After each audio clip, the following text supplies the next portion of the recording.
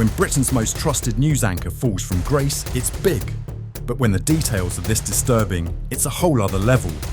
What went down with Huw Edwards? Stick around because this story is unbelievable. Right, so today we're diving into the shocking news surrounding Huw Edwards, the former BBC presenter whose reputation, let's just say, is now beyond repair. If you thought you'd seen it all in terms of public figures falling from grace, this story might make you rethink that. So, remember Huw Edwards? That guy we always saw on telly, trusted to deliver the nation's biggest stories.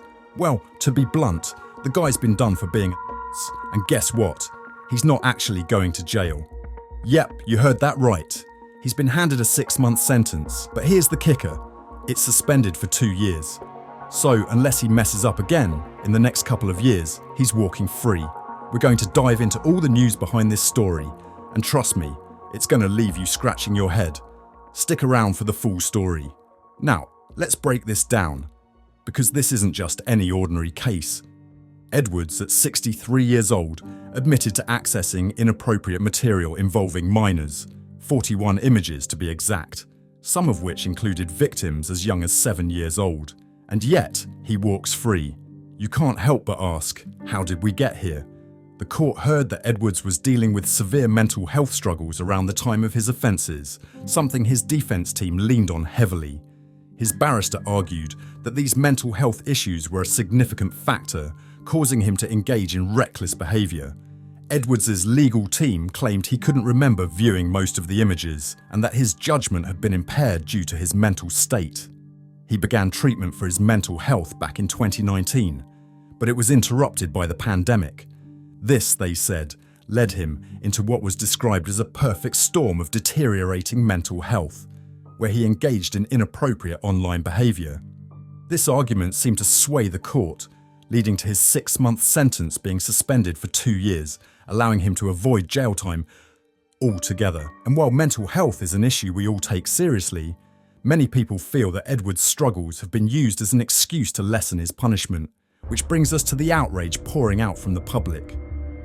Russell Quirk says, Huw Edwards receives just a 6-month suspended sentence, no prison, an utter disgrace and an affront to the child victims. He played the mental health card, of course. Westminster magistrates should hang their heads in shame. And you know what? A lot of people are asking the same question. How does someone admit to this sort of behaviour and walk away without so much as a night behind bars?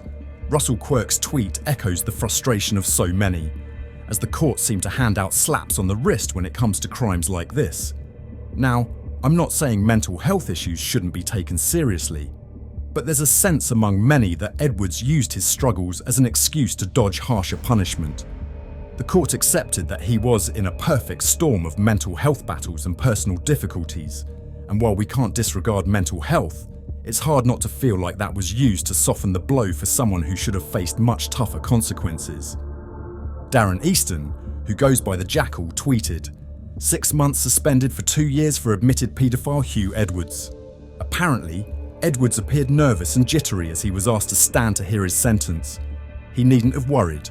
This is a nation that values money over human life. Truly sickening. Look, Darren Easton makes a good point here.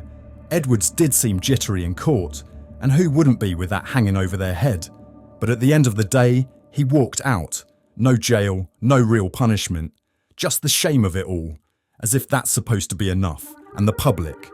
Many of them feel the same way, like there's been more focus on his fall from grace than on the actual crime. Edwards, for those who don't know, was one of the BBC's highest paid presenters, earning up to £479,999 in his final year. But all of that came crashing down when he admitted to being involved in this scandal.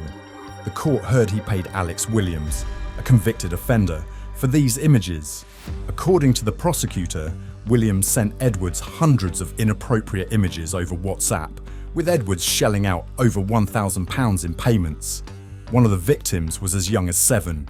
But here's the thing, Edwards claims he doesn't even remember viewing the images. I mean, really? No memory of seeing those images?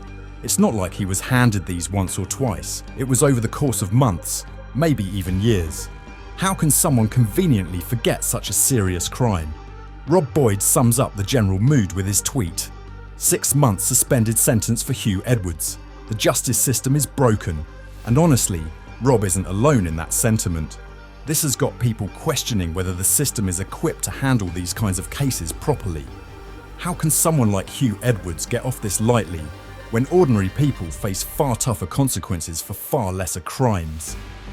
Emily Hewittson's tweet asks the question we're all thinking. How can Hugh Edwards buy over 40 indecent images of children, one possibly as young as 7, and avoid jail? I am disgusted. Well, Emily, you're not the only one. Disgust doesn't even cover it. Look, at the end of the day, no one is saying Edwards didn't have his struggles. But mental health battles or not, he made a choice. He chose to engage in those conversations. He chose to send money in exchange for those images. And now, we're left wondering, where's the justice for the victims? This isn't just about one man's fall from grace, it's about the victims whose lives have been forever affected. And yet, the consequences feel hollow. A 6-month sentence suspended for 2 years? It's not enough. Not by a long shot. As always, we want to hear from you. What do you make of this case? Do you think justice was served? Or is this yet another example of the system failing those who need protection the most? Drop your thoughts in the comments below, and don't forget to like, share, and subscribe for more updates on stories that matter.